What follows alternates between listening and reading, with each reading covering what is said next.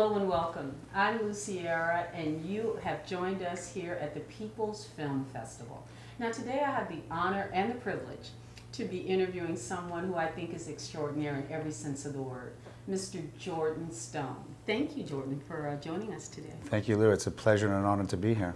Now for those of you who have not had the pleasure of seeing one of Jordan's shorts or documentaries or films, because you have done it all, please, run. Do not pass go. Do not collect $200 to sit and watch one of his wonderful films.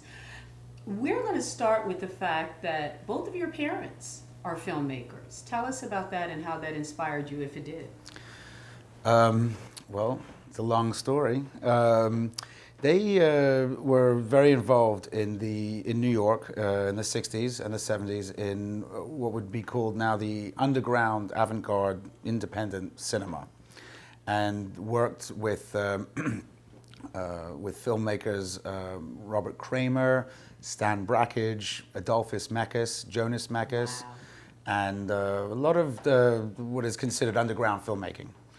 And they were involved in Film Forum and a lot of different movements at the time. In around about 1969, 1970, they mainly for political reasons, they decided to move the family. They didn't really want to raise a family in the political climate of America at the time. So the choice was Paris or London. And London was a lot cheaper back then, and cheaper than Paris. Yeah, so it was London. So I always think for a moment, what would have happened if I grew up in Paris? If anything would have been changed, oh, I'd be speaking French. But no, we chose London, and we moved to London, and they maintained their production interests. But what was missing in London, which they found, was the world of film and original language and proper independent distribution and exhibition, which in the States we call art house. Mm-hmm. In England it's called independent. So it took them a couple of years, but they basically opened up what turned into, a small chain of independent art houses with a distribution. And they traveled the film festival circuit and broke new ground almost with every film that they released. So I grew up very much in the environment of production, distribution, exhibition with some really amazing film people, film historians, filmmakers, film directors, actors, writers, film critics in the house on a daily basis. And one of these good friends worked at the British Film Institute in the archive department.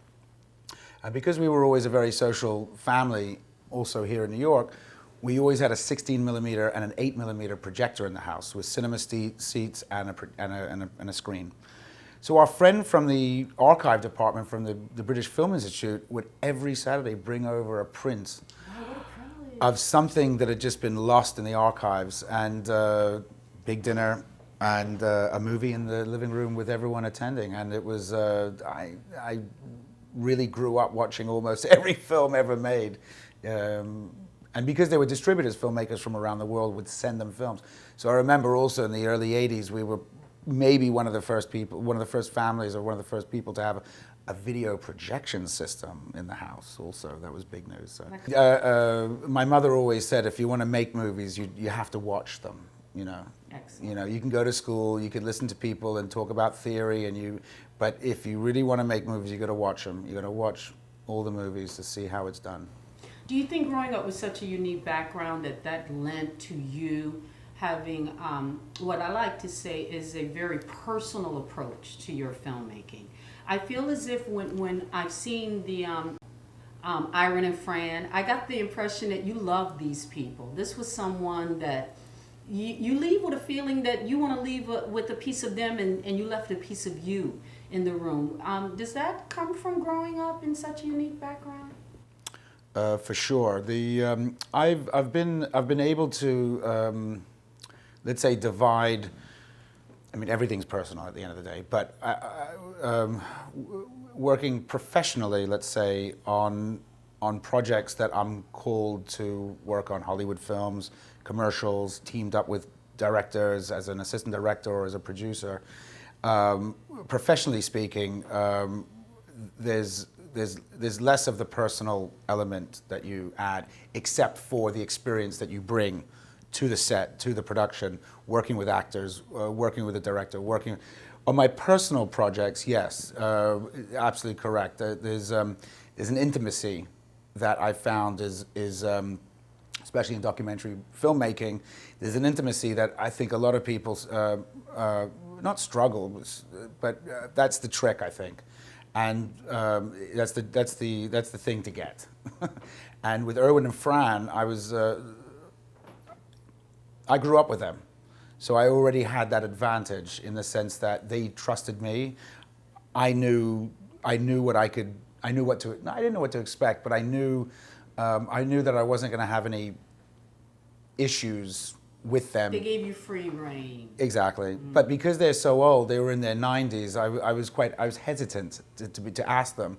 I didn't want to intrude. I was a family friend, and but I had also had projects with Irwin in the past, so they knew they knew they could trust me, and so I had to have a really good think about whether or not I was going to ask them and how to ask them if I could intrude on their lives like this, because it's a big deal. And with Irwin, who's been a performer and in the entertainment business since 1938, for him, it's natural. You put a camera in front of him or give him a microphone, he's up, he's talking, he's rushing, he's talking, he just won't shut up. Fran, on the other hand, they'd been married over 70 years, and she really wasn't really put in front of the camera. So that for me was like the area that I was hoping to see the magic.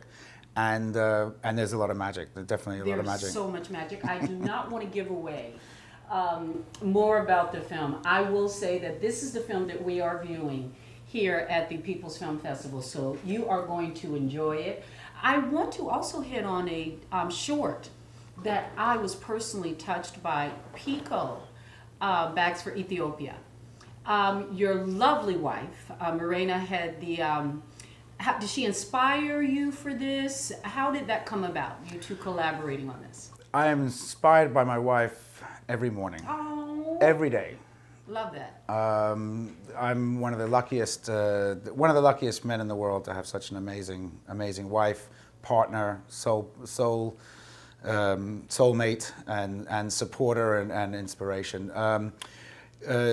Apart from being an amazing ethical, sustainable eco designer, she's constantly being contacted for fascinating projects to design bags, design clothing lines.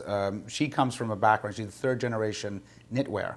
Wow. So when I tell people, if I'm a film person and I cut myself and film comes out of my veins, it's the same thing with Marina. If she cuts herself, wool comes flying out, comes dripping out. So in order to, let's say, marry the two of us together with these projects, it really, it comes from her to begin with, in the sense that Pinko had contacted her for a very specific project to design and produce a series of bags in Ethiopia.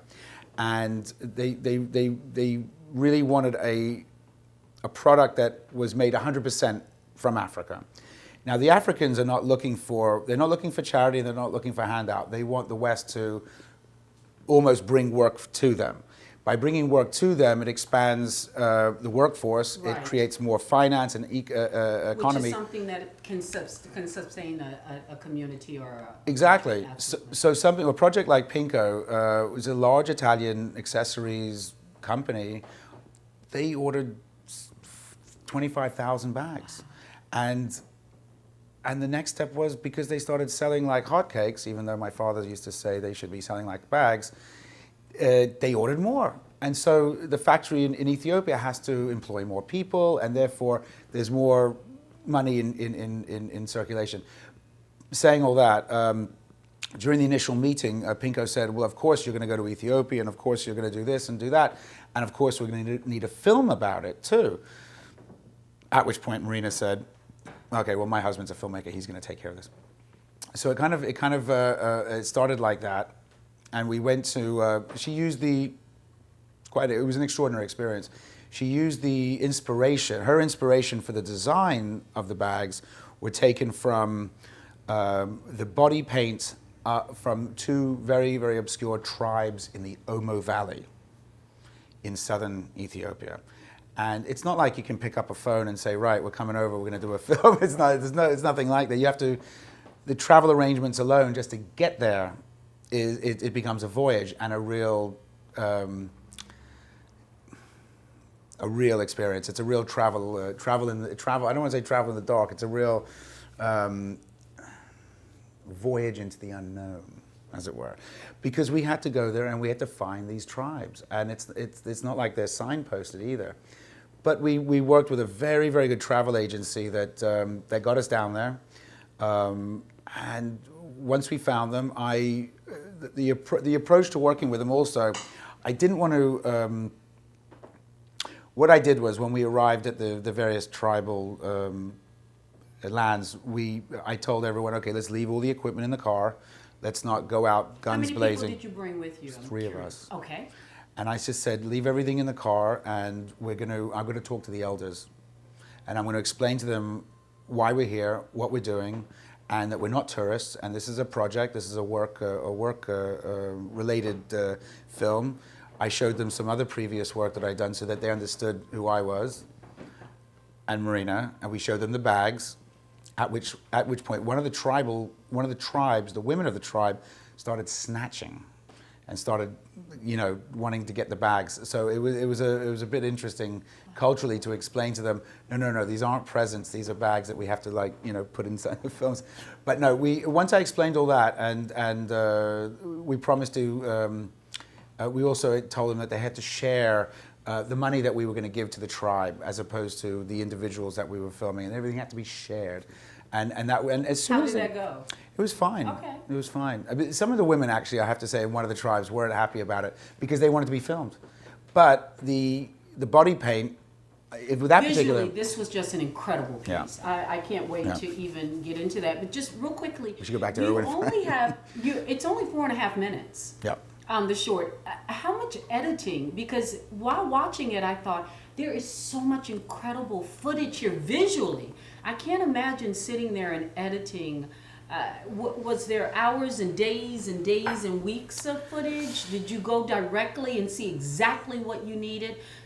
Take it and run? How did that go? I'm very succinct when I shoot. Okay. I've worked with enough filmmakers to know that you should film as much as possible and work your way down. Depending on the project, depending on the time, depending on the budget, depending on where you are, sometimes that's not possible. So in some situations, you really have to shoot what you need and then get out and move on. With Pinko, we had time. That 4.5 minutes, believe it or not, we didn't have hours and hours of material. It was actually very, very succinct. And I'm very fortunate also. I have a wonderful editor in Milan, an English gentleman called Stuart Greenwald, who I've been working with over the years. And we have a very interesting process, which I really see him as an artist. And I see him as someone who, and I know from his other work as well, that just to let him get on with it, kind of thing. No micromanaging. You hire him because he's excellent, and then you let him do his job. Exactly. And every time, even with Erwin and Fran, we went through a couple of phases of we had to really talk through some of the moments.